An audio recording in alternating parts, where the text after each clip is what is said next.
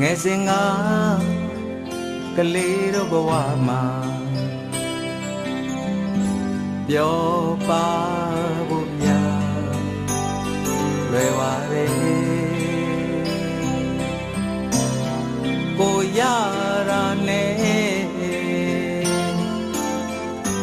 တင်းတိမ်ရောင်းရဲ့စားချိန်မှာဝင်စားမယ်အိတ်ချိန်မှာ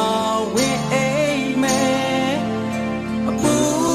ပင်ကင်းနဲ့ကလေးလေးဘဝသာတခါပြန်ပြီးရခြင်းသေးတယ်အပြစ်မသိသေးတဲ့ကလေးလေးဘဝကိုတခါပြန်ပြီးရောက်ခြင်းသေး